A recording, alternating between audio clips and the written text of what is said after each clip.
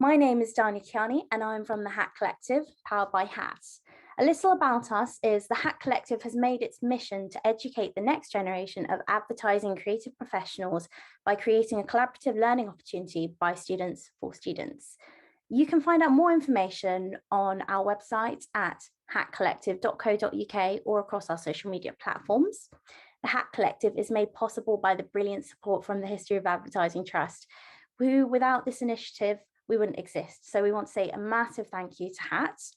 Make sure to also check the treasure trove that is the History of Advertising Trust online and in person. Now onto our event. Thank you for coming all this evening. We will be exploring diversity and inclusion in advertising today. And our guest speaker is Carl Jones. Oops, sorry, smacking my laptop.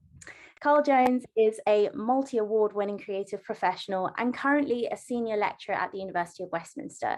He is an expert in all topics surrounding decolonizing advertising. Tonight, you will hear from Carl about diversity and inclusive representation and why it matters so much in advertising. We will open the floor for questions at the end of the talk so that you can ask your burning questions. If you have any during the talk, please feel free to essentially write them down in the chat box. Alternatively, you can also privately message me with your questions if you'd like to stay anonymous, and I will post them to Carl. So without further ado, I will just share Carl's presentation. Bear with me all just one moment. Here we are. And we'll pop play on. There we go. And without further ado, over to Carl. Great. Thank you very much, Danny, and welcome to the Hat Collective. Next slide. And today's theme and the question we're going to explore and ask is advertising racist and the importance of diversity and inclusion in the advertising industry. Next slide. So the agenda, what I'm going to touch on today, first of all, we're going to be exploring why does diversity and inclusion matter. Then we'll explore why or does advertising influence or reflect society. Then we'll look at some specific diversity and inclusion matters, such as race, gender, and ageism. Then we'll look at stereotypes, and then we'll explore some solutions. I'm aiming to speak for around 20-25 minutes, and then we'll have questions and answers after, and definitely we'll be finished by 5 p.m. Next slide, please. 6, but I'll move on to the next slide. Oh, yeah, 6. Sorry about that. Yes. All right. So why does diversity and inclusion matter? Next slide. Well, if you look in the dictionary, you will see that it defines diversity as the practice or quality of including or involving people from a range of different social and ethnic backgrounds and of different gender, sexual orientations, etc. Next slide. And then if you look at the word inclusion, it's the practice or policy of providing equal access to opportunities and resources to people who might otherwise be excluded or marginalized, such as those who have physical or mental disabilities and members of other minority groups. Next slide. And why does diversity matter? Well, we're in the culture industries, or we want to get in the culture industries, and diversity and inclusion and advertising impact our understanding of our social surroundings, and also they reproduce roles of social engagement. So we learn how to interact with society through the culture industries. And also it matters because inequality exists. Next slide. And in 2012, there was a survey done, and it found out that the proportion of the creative industries that are BAME is between 4 and 6%, which is extremely low. Next slide. And the McKinsey report showed that companies in the top quartile for ethnic diversity are 33% more likely to have financial returns above national medians. And a government report from the UK showed that the economy benefits in Britain can benefit £24 billion a year if those from ethnically diverse backgrounds progress at the same rate as their white counterparts. Next slide. And I don't know whether you guys know the show Grey's Anatomy, but I thought that I would include Shonda Rhimes. And what she says is that the word diversity suggests something Other, as if it is something special, as if there is something unusual about telling stories involving women and people of color and gay characters. I have a different word, and she uses the word normalizing, which I think is terrific. And as you notice, when I do my presentations, I have at the bottom usually links or where I get my information from. So this information that I'm showing you here was from a presentation that by Creative Access. Okay, next slide, please. So what are the issues regarding diversity and inclusion in advertising? Next slide. So we have race, we have ageism, we have misogyny, we have stereotypes, we have gender. There are issues with jobs because of bias in hiring, which we'll explore in a few minutes. And if you guys know of any other diversity and inclusion issues, just drop them into the chat and then we can refer to them later. Next slide. So does advertising influence or reflect society? So let's explore this question first before we can explore other issues. We need to see, does advertising influence? Next slide. David Ogilvy, one of the most famous British advertising madmen, he said that advertising reflects the mores of society, but it does not influence them. So what David is saying is that advertising does not influence society. And then if you see this ad here, which is, I'm sure a lot of you have seen and studied in your universities while looking at advertising, this ad created a big controversy here in the UK. Next slide. And what's interesting is that, you know, I think that advertising reflects what people are thinking and what the typical trends are. So if you look at the painting next to it, which is by Rubens, and you'll see the body shape of the women there, and they're full-bodied, round women, very different than the typical body shape that we see in advertising here. Next slide. So what you can conclude is that advertising does reflect society, because if you look at the advertising process, what we do in advertising is that we pick a target market, we analyze it, we try to understand it, and then we reflect it back to them. You have an image there of a woman in a pink dress looking at herself in the mirror, and the image in the mirror looks larger and heavier than what she actually is.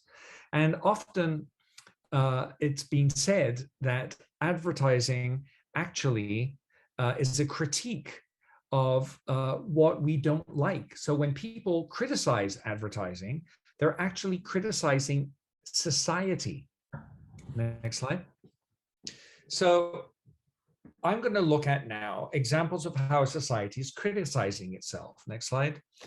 And here you will see pinkification or gender stereotypes. So I'm just going to read you something. And this is a time with a global focus on getting more girls and women interested in the fields of science, technology, math, and engineering. But the clothing and toy aisles are still filled with sexist crap. So moms hope that moves like those by Lego and Land's End are the beginning of a much needed change, because there truly is a particular hell to navigating playthings for girls. Take the never-ending stream of toys pushing domesticity. There's nothing wrong in theory with something like Play Kitchen, but commercials make it clear they're selling gender roles as much as they're selling toys. So basically, as we're growing up, we are told how to act, and advertising plays a big part of that. Next slide. There's also in other countries around the world, in Mexico, for example, questions about diversity arise when white people represent 10% of the Mexican population, but they're in 70% of the advertising messaging. Next slide. And of course, we've discovered algorithms and how the algorithms in Facebook and Instagram possibly could be racist, and algorithms are suppressing Black voices. Algorithms are causing Black people and people of color to be harassed and shadow banned, and also their content to be taken down. Next slide. So now let's look at why does the culture industry use stereotypes to represent race and gender? Next slide. So let's define what is a stereotype. Well, a stereotype is an assumption or belief about an entire group of people. And here we have some examples of different stereotypes from popular culture. Next slide. And if we look back at advertising over 100 years ago, you will see that advertising relies a lot on stereotypes. And stereotypes were used a lot in terms of soap, where skin color, if you had darker skin, then what they said in advertising was that you were dirtier and you needed soap to make you clean. And that reinforced what people were thinking then. Next slide. If you traveled over from Britain to America, you will see here Uncle Sam kicking a person from China out of America. And that is an ad for a washing machine. And in America, the stereotype of people from China was that they were cleaning, they were good at cleaning clothes. And so we have an ad that says, well, we don't need people from China anymore. We can now use our mechanical washers. Next slide. Then in the 1960s, women were stereotyped by being in the kitchen. The chef does everything but cook. That's what wives are for, said this ad by Kenwood. Next slide. Here we have Dolce & Gabbana, which is a fashion brand. And in Italy, they created social media content intended for the Chinese market. What I'm going to show you is from their Instagram ad, and then it caused an uproar. So take a look at this, please.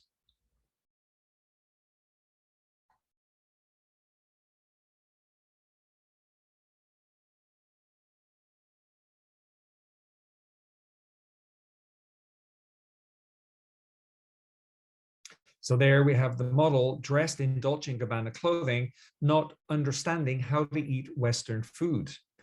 Next slide, please. There should be audio in that, but anyway.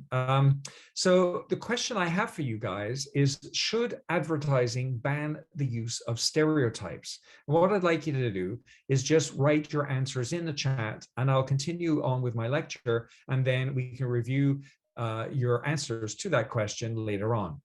Next slide. So now let's look at misogyny in advertising. We'll look at the two sections. We'll look at in advertising with the messages, and then we'll look at misogyny within advertising agencies. Next slide.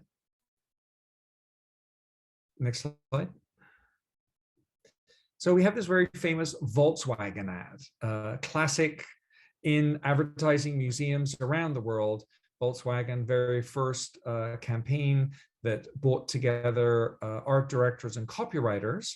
However, some of those amazing ads reflected stereotypes. And here in the 1950s and 60s was the stereotype about the fact that women could not drive cars and they caused accidents. So we have the headline here, sooner or later, your wife will drive home. One of the best reasons of owning a Volkswagen, reinforcing this stereotype. Next slide. This is for socks for men, is my understanding. And the headline says, it's nice to have a girl around the house, with this very offensive image of a man standing on a woman's head, and she is an accessory. Next slide. And a recent ad from India. And here it is from the brand Ford, with the president, or who was the president of Italy, sitting in the front of the car with women tied up in the back to show how spacious the car is. Next slide. And a very recent ad that was written up on an article about sexism in Australian advertising. This ad comes from Britain. And here we have women treated again as an accessory. Next slide. Now let's look at misogyny within advertising agencies. Next slide. Now in 2011, it was analyzed and discovered that only 3% of creative directors were women. And so a group was started in North America, is my understanding, called the 3% Conference. And that conference was designed to get women who work in advertising together to help sort of promote women working as creative directors, and of course in other roles within the advertising industry. Next slide. And in 2018, that number had moved from 3% to 12%. However, that number is still very far off from a 50% is what they were aiming for. So it is improving, but it can improve even more. Next slide. And of course, the men then reacted, and this news story came out, and it said a group of advertising executives claim they lost their jobs because they are white, male, straight, and British, after a director announced plans to obliterate the Mad Men culture. And it was because Jo Wallace, who was the creative director of the J. Walter Thompson Advertising Agency, and she had said that she wanted to promote more females. And then, of course, that got men in advertising and the Mad Men culture upset. So as we've just seen, there is a lot of misogyny in the actual industry. Next slide. So is advertising ageist? So I want to explore now another issue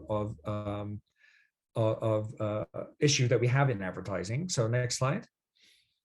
And the definition of ageism, this comes from an article by Olson and Scott, and they define ageism as a systemic stereotyping and discrimination against older people. Next slide. And Creative Review published this article just last week with the headline, "Is Advertising Finally Addressing Its Age Problem?" Advertising has long been obsessed with youth, but in the industry, is the industry finally waking up to the opportunities that older generation present, both in campaign and behind the scenes? And advertising's age-old problem has been well documented over the years. If you're over 50, you probably notice the conspicuous absence of people who look like you in advertising. Next slide. The article then goes on to say that the makeup of the industry certainly doesn't help either, with the latest IPA census revealing that the average age of employees in creative agencies is just 36. There seems to be an age gap where it all gets a bit Logan's Run, and you're deemed to be spent, says Jules Chalkley, Chief Executive Creative Officer at Ogilvy UK. We have to have fresh talent coming in that is adept at media platforms that are being created all the time. But equally, we shouldn't be too quick to let go of the more experienced talent. The craft capability that is locked up in these individuals, the experience, the knowledge, it's a real shame that we lose it. Next slide. And then there's a great blog that is in the States, I think it's in Advertising Age and online. And the Ad Contrarian says, the idea that young people dominate agencies because of economics is not ageism, is total bullshit. Most agencies wouldn't hire a 50-year-old copywriter if she became free and gift wrapped. So there's the conversation about ageism in advertising. But of course, you guys are young, so it does definitely benefit you. Next slide, please. So let's look at how brands are trying to be more inclusive and diverse. Next slide. There's a term that is happening right now and is becoming popular, is #brownwashing. And it is defined in the Urban Dictionary, because it's such a new term, as conspicuous overrepresentation disproportionate to the population of racial minorities in advertising. So a way to sort of set that up is, who is this retailer trying to target this advertisement full of brown washing? You get the impression that ethnic minorities make up 50% of the population by watching it, when in actual fact, there are only 2% of the population in this area. Next slide. And in Britain, we had the very famous last Christmas Sainsbury's ad, the gravy ad, which was fantastic. And next slide. And that caused a lot of controversy on social media, with people supporting Sainsbury's and other people declaring that they weren't going to shop at Sainsbury's again. And it is an example of how different brands are now reacting to what happened with the George Floyd murder that happened in America early 2020. And there was that big debate, and Black Lives Matter became synonymous with racial equality all around the world. And brands jumped on the bandwagon. And what it seems now is that many brands are trying to include people of color in their advertising, which is great. But that has sort of created this term or concept of brown washing, where brands are trying to appear to be people of color friendly. Next slide. And of course, we have the hashtag whitewashing. So what is whitewashing? Well, it's a deliberate attempt to conceal unpleasant or incriminating facts about someone or something. Next slide. So if you apply that concept to advertising, you will look at brands. Some of these are sold in the UK and Europe. Most of them are from North America, but there's Aunt Jemima, we have Mrs. Butterworth's maple syrup, we have Uncle Ben's rice, and Land O'Lakes butter. And all those brands last year redesigned their packaging and basically eliminated any reference to ethnicity. Next slide. So in the case of Aunt Jemima, what they did is whitewashed Aunt Jemima, took away her name, her face, her history, and turned the brand into the Pearl Milling Company. Next slide. And of course, this meme came out after Land O'Lakes took away the indigenous person and called the product Land O'Lakes. And I think this meme is great because it says, well, how American, they got rid of the Indian and kept the land. Next slide. So whitewashing is a good thing in terms of reacting to social injustices. However, we need to look at the consequences of that and what does it mean? Yes, maybe it's wrong to be showing, and a lot of people said that it was wrong to be glorifying and selling a brand that reflected the history of the mammy or the nana in American culture and the female Black slave or maid. However, the consequences is that the brand is trying to make itself change the way it's looked. So now let's look at what Nike did right after the George Floyd protests.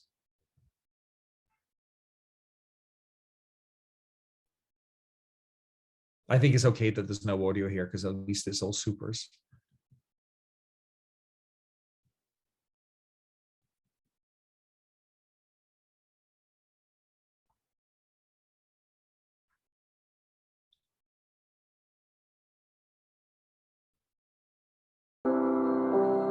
Great.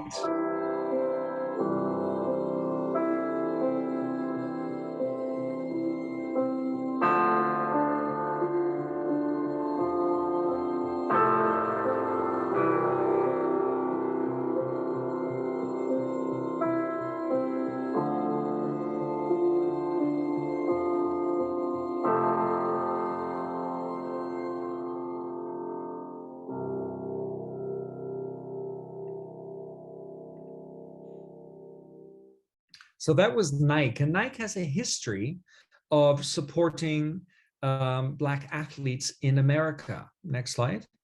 But one thing I wrote an article about this, and one thing that I concluded is that companies paying for advertising need to change by practicing what they preach. And this means that they need to follow through and act on their recent messages of solidarity. Even though Nike has supported Black athletes over the years, the company has been questioned over its lack of Black representation on its leadership team. So brands associating themselves with racial equality need to back words with actions. And so, you know, one problem that we have in advertising is the fact that we follow trends, we look at what's happening, and then we try to create messaging that reflects popular thinking. But we need also to think about brand values. And, you know, if we're preaching and saying something, then we better well be doing it within our advertising agency. Next slide. Now, today, an article came out in Campaign. And what's great about the article is that it looks at the ethnic makeup within advertising agencies. Next slide. And the article is called, "How is it still a white Christmas?" When questioned on this representation gap, our defense as an industry tends to be point or tends to point to improvement in on-screen inclusion. The problem with this is that at worst, we're solving racial diversity issues in casting and passing it off as inclusion, when at best we're making our own interpretation of how a minority might feel. Next slide. So this article is about the fact that many brands are featuring people of color in their Christmas advertising. But what this article does is look at who are the people actually creating those messages. And what they found of 20, I think it's 28 commercials that they analyzed that are on air right now in the UK. And they looked at the creative people, and they found that 91% of the creative people of those ads that feature people of color, they're 91% white. And if you see that part of the pie with orange and gray and gold, you will see that those are people who are Black, Asian, and minority ethnic. And so again, it's like what I said in that Nike article, you have to practice what you preach. And if advertising is going to be reflecting society and promoting inclusion and diversity in our messages, we need to do it within the industry. Next slide. So even though UK Christmas advertising is showing people of color, the people that create them are overwhelmingly white, and we need to start changing that attitude within our industry. Next slide. So let's look at solutions that are happening. Next slide. That we do have the ASA, which is the Advertising Standards Authority. Next slide. And they are paid for by the advertising agencies, but they're an independent body. In America, they have their system. Mexico has different systems. In India, I believe they have their version of the ASA. And what the ASA did in Britain, they did a study of gender stereotypes. Next slide. And they created rules about how to represent gender. And I think it was a year and a half ago, they banned 2 ads for representing gender's stereotypes in a negative way. And this is a picture from a Philadelphia cream ad. Next slide. And also what we do in advertising is that we do messaging. We do a lot of pro bono ads. We do, I know when I worked at different agencies, we did advertising for UNICEF, for United Nations, for different charities in Mexico, for the Salvation Army in Canada.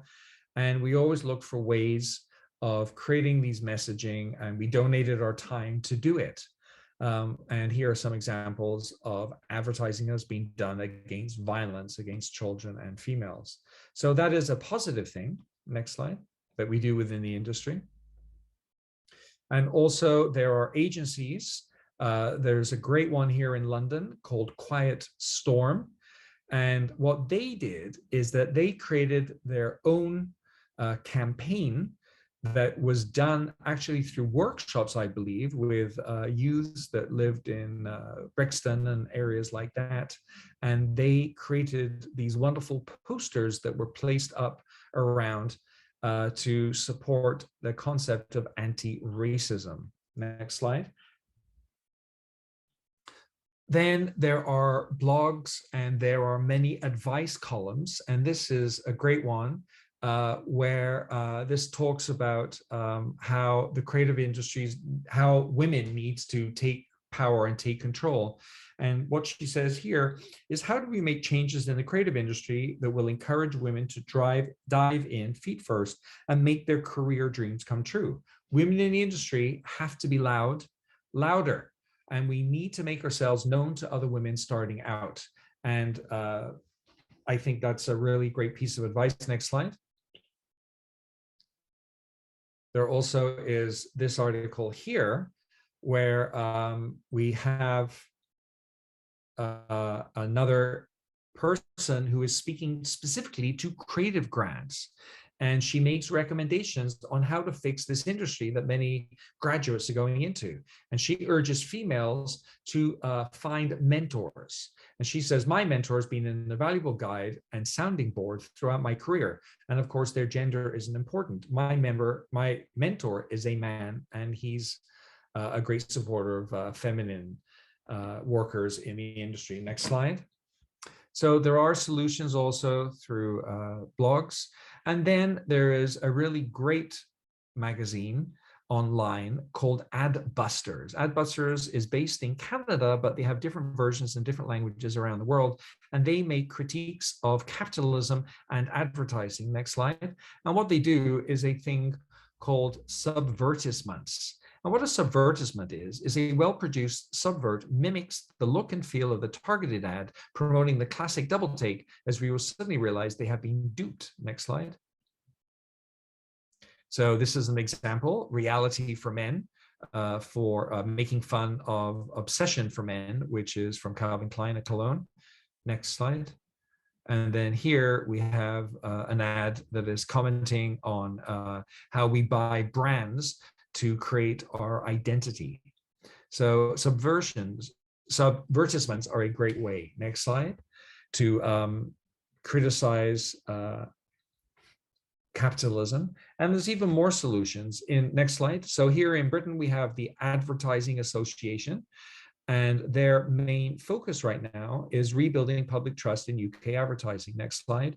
So what they have on their website is an all-in hub that features different organizations in the UK that will help advertising agencies deal with diversity and inclusion. Next slide. And so they feature in their hub this group called Black BRIM, which is Black Representation in Marketing, and they give BRIM framework tools that advertising agencies can use. Next slide. There is also the Conscious Advertising Network, which is 70 brands in the UK that have got together, and they're looking for ways to ensure that the advertising industry ethics catches up with the technology of modern advertising. Next slide. There is also the ISBA, which is championing an advertising environment that is transparent, responsible, and accountable. Next slide. And they give best practice examples so that advertising agencies know what they need to do. There is also this organization called CODE, which I believe is based in the University of Manchester, if I'm not wrong. And they are the center on the dynamics of ethnicity. And they held a conference a few weeks ago, and they do different videos academically that criticizes and observes advertising and helps sort of investigate ethnic, racial, and religious inequalities in the culture industries. Next slide. Creative Access is also to help the creative industries reflect our society. And they just did a really great talk on on-screen and off-screen diversity and why it matters. Next slide. And of course, agencies are looking and questioning themselves on what they do. And here is a design company, RGA, that has written this article and has published it on Medium, where they look at their own racial breakdown and gender breakdown in their company to challenge themselves and to make sure that they are respecting the rules that they have set for themselves and are reaching their goals and objectives. Next slide. So, but please keep in mind, next slide. So it's great that, you know, the industry is doing all these things, but the thing about diversity initiatives is that no one solved it yet. So when the industry speaks to diversity or people who are ethnically diverse in creativity, only 35% said that diversity initiatives benefited their career. And here's a quote that I put here. This 30-year-old Asian Pakistani said, "Because then I don't want to be hired as diversity. I want to be hired as, well, because I'm competent. I want the obstacles to go away, but I don't want to become an icon of any kind," which goes back to what I said earlier from the actress from Grey's Anatomy, where she said, normalize. Let's normalize everything. Why do we have to be focusing on it? It should just be normal that we have people of color and we have women and we have older people working in the industry all together. Next slide. And also intersectionality. So just by having more diversity in advertising public relation industries is a great starting point. However, we have a long way to go. Next slide. And there's a really interesting article that just got published recently by Olson and Scott, and they say that acknowledging that the overlap of various social identities, such as a person's age, race, or gender, sexuality, and class, may contribute to the specific type of systemic oppression and discrimination experienced by an individual. Next slide. So this is a quote they had within the article.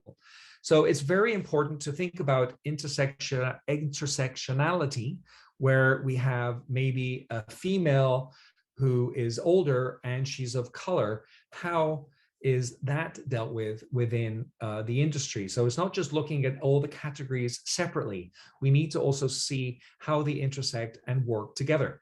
Now, of course, you guys are students and you're looking for a job. And a lot of you look at the ranking of agencies and diversity. It seems to be the trend now. You know, how do agencies do on hiring women? How do agencies do on now hiring people of color? And they're trends. And one thing that we think you should think about is research agencies yourselves. Speak to people who work there. And also look at the actual values of the agency and do they reflect your values? Remember that advertising is very focused on trending topics. We seem to do that a lot. And so a lot of advertising agencies try to follow these trending topics. And so just be aware of these charts and that reflect diversity and say this agency here is the most hires the most diverse workforce. Just question that and do some research before you start looking at an agency that's top of the charts. Okay, so next slide, and I think we're getting close to the end of the talk. So in conclusion, next slide. What we've done is we've looked and asked, why does diversity matter? We've also questioned, does advertising influence or reflect society? Then we looked at specific diverse and different issues such as misogyny, ageism, and we looked at gender. And we also questioned, does the culture industry and why do they use stereotypes to represent race and gender? Then we focused on a case study of brownwashing versus whitewashing. And then we looked at some solutions such as the Advertising Standards Authority, Quiet Storm, the agency, and also taking control of the industry. And also it's very important to keep in mind intersectionality. So next slide.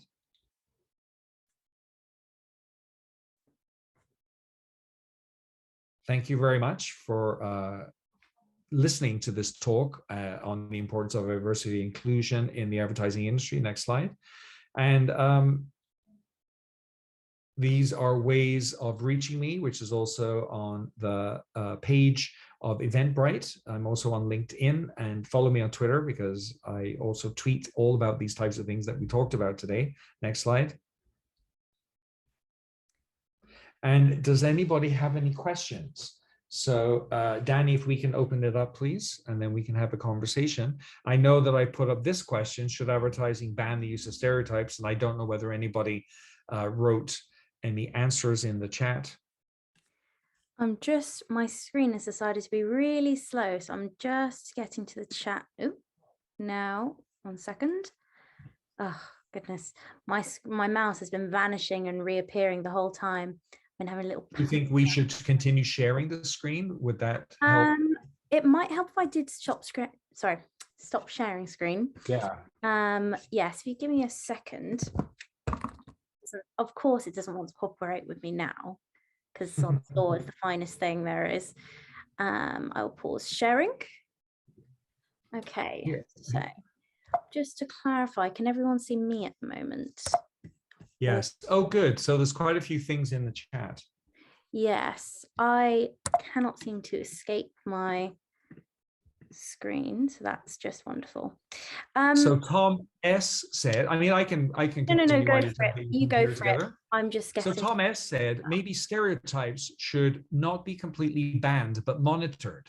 Stereotypes will be needed to tell stories quickly as part of the advert. So that's very interesting, Tom.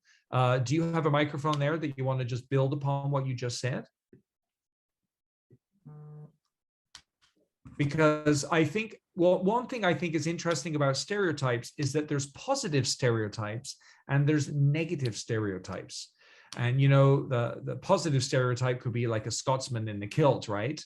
Scotland benefits and Scotland created that stereotype and uses it. It's sold in all their tourist spots. However, negative stereotypes could be, say, in Mexico, where they always show maids as indigenous people. So that would be an example of a negative stereotype. So I definitely think it's interesting what you say. And you're right. Your observation that we use stereotypes in advertising to quickly tell the story. So I think maybe as creative people, we need to question when we have a stereotype, is this a positive stereotype or a negative one? Leticia underneath said advertising should consider diversity just because diversity is segmented into different types of subjects, such as political advertising uses diversity to try and get voters or citizens to vote.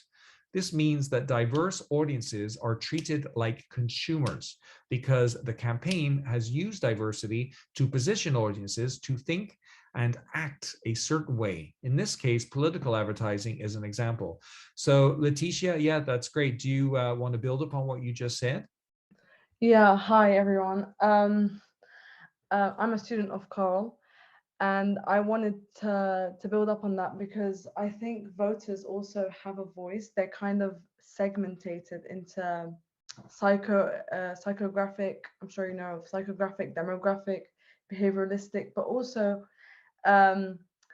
how they segmentate it manipulates the way that we act towards students, towards how we think, especially like as a student. For me, for example, let's say in America, I can't vote because I'm not 21, I'm 19. So there's that age difference. But with diversity, I think we shouldn't erase it. I think there's definitely like white lines between it. But I think because it's such a huge subject, it's very hard to understand what diversity is. I think each person has a say in what diversity is. And I definitely agree with you, Carl, about negative and positive stereotypes. But I think now, more going into, I think it's diversity is like a simulacra where it's like losing its detached meaning of what it is. So I think that's a huge part of why advertisers use it today in around the world. For example, in Brazil, advertising around billboards is not allowed because it's a way of pollution. So that's how they've used it. That's how they've segmented their demographic, psychographic. They've used STP to try and segmentate audiences to not feel in a different way when they're seeing a billboard image in a different country, if they're Brazilian, for example. Great. Thank you very much, Leticia. Good observations there. And just saying how politics uses stereotypes as well, because we've seen how the left wing and the right wing use stereotypes to get across their messaging. So thank you very much for bringing that up. Somebody said, Dan Wrong says, if it's not harmful, then yes, because advertising needs to drive emotions, and those semiotics are important. Advertising should follow KISS, which tend to use a bit of good and light stereotypes too. So Dan Wrong, are you there? Can you just expand on what you're trying to say there? Yes, so I think it sort of reflected to what you just mentioned about the good stereotypes. So I think the positive stereotypes should still be used in advertising, because advertising should be should be to drive emotion so that it can be effective, and that's why the clients are paying money to the agency people. So I think ultimately a light use of positive stereotypes should be allowed. Yeah. Okay, great. Thank you very much for those observations. So you're happy with stereotypes. We just need to think about good versus negative, positive versus negative. Thank you. Megan. Megan says, I think it would be ideal if stereotypes could be banned from advertising altogether, but that wouldn't make them go away. Also, I feel like most advertising, just by definition, has stereotypes to appeal to the audience. Racist and misogynic stereotypes should be what is banned. Okay, so Megan, do you want to build upon what you just said? If not, no worries. I think what you're saying is, at the beginning, you're saying that all stereotypes should be banned, but then I feel at the end of what you're saying, I think you're agreeing with sort of what the consensus seems to be about negative stereotypes. And you get more focused with what you're saying. So it's not all stereotypes. It seems to be racist and misogynistic stereotypes is what you think should be banned. So that is good. And so a question I would have is just how would we do that in advertising?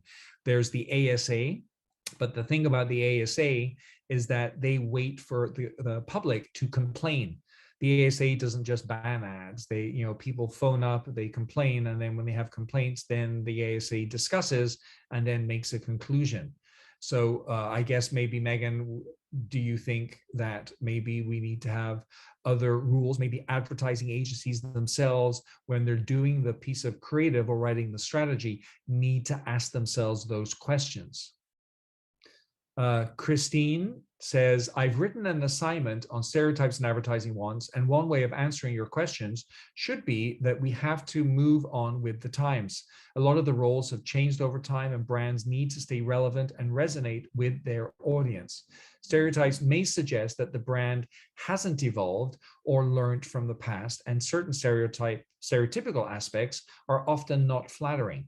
If used, it should be addressed, the issues of society of today as well. Sorry, one way of answering could be my bad.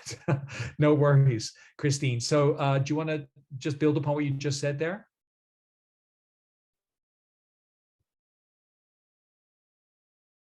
Nope, that's fine. Totally understand what you're saying. It's great that you've written about this subject, because stereotypes is a very interesting subject, and a lot of the roles have changed. You're right. So the stereotypes as we saw from 100 years ago are very offensive now for some, like the soap ads. And imagine when the world looks at the advertising that we're doing now that we think is great, and that everybody's like, oh yes, that's diverse, but people will be looking at it, and then maybe they will have issues with those ads with things that we aren't even aware of now. How's everything going, Danny? Have you been able to? You're not turned on your microphone.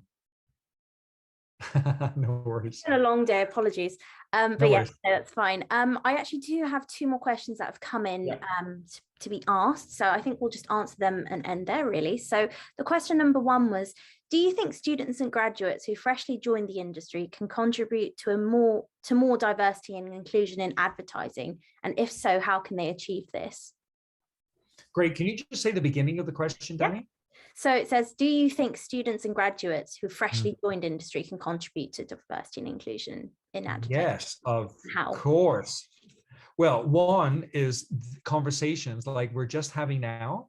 I think, these things were not discussed. I remember when I was studying school, I was just taught how to create an ad, how to art direct, how to pick typefaces, how to answer a brief, and we never had discussions about the consequences of advertising. And I think what's very excellent right now about your generation is that you guys are aware of how to create messaging, and also you're aware of the consequences. And so when you go for job interviews and when you go and work in agencies in your internships and start your jobs, speak up and let people know what you think. And when you're in meetings and you're reviewing creative as an account person or strategic person, or when you're a creative person and you're brainstorming with the other creatives and these types of things come up like stereotypes, say what you think. And you guys are the new generation, you're getting in, and as what has been said before in these questions and statements, advertising is changing and we're growing, and you know, and you guys are the future. So just speak up is my advice. Sure. And conversations like this, and also in the job. No, I totally agree, and thank you for answering that. And then the other question that was posed was, if a brand accidentally messes up, such as with the Dove ad that you showed, for example, what would the brand have to do for damage control? Or is there nothing a brand can do once they've once they get cancelled based on diversity issues? So I think the Dove ad you're referring to is the one that was on Facebook, was it? And it was where there were different women using soap and using the Dove soap and then taking off their tops and then revealing another woman underneath. And one ad that was, what happened is that there was a woman of color who then took off her top and then became white. And so what was interesting is that that ad offended many people because it was very similar to those early ads I showed you from Victorian times from Britain that focused on skin color and cleanliness. Yeah. So I just wanted to clarify that, but can you just ask the end of that question so I could, because my memory sucks. No, that's okay. Give me a second. Let me pull it back up. So once that's happened, essentially, what would the brand have to do for damage control, or is there nothing a brand can do once they get cancelled based on diversity issues? We're seeing these diversity issues a lot with fashion brands, for example, with brands that are doing, whether on clothing and things like that. And what brands do is they have PR companies, and those PR companies usually come up with a position. But I think what a brand needs to do is open up and say, yes, we're sorry, we didn't realize, and we need to move on, and we will correct that, take down the offending ad, and we won't repeat that mistake again. But of course, I come from advertising, and my opinion is that those ads should never see the light of day. And I just don't understand why they don't use things like semiotics, or they don't do research so that they can understand how the public is going to react to the ad before it's broadcast. So I think as an industry, we just need to not just get ads out as quick as they can so we can get them on social media. We need to do a little thinking and just see how people may look at that ad and how it could be construed. And, you know, and again, as I showed you with the makeup of people who are creating messages and advertising, they're like 91% white. We need to hire people who are diverse, different genders, different ages, different abilities, so that those people in the agency can look at the ad and say, hey, I'm an old Black female, and that image is offensive to me. You know, and if you have a bunch of white people doing the ad, they may not think of other people and other ethnicities looking at the ad and how they may feel about it. Thank you very much for that answer, also very insightful. So just I think that'll close up the questions, and we've basically nearly just hit 6, so just a few little bits from me and then we'll end. So to everyone listening today, thank you very much for listening. To start your networking off, Carl mentioned earlier that he is happy to be reached through LinkedIn, Twitter, and that was in his slides, and I believe he'll be sharing a PDF with us later that we can then share with anybody that would be interested in it. I'd just like to say a massive thank you to Carl for delivering such a thought-provoking talk today, and to our wonderful audience for being here today. Again, if you'd like to find out more hints and tips on becoming a professional in advertising, you can check out our website at hatcollective.co.uk with our weekly blogs and industry blogs, or just check out our social media platforms for more great content. And that's it, folks. Thank you for coming. I'm going to stop recording now.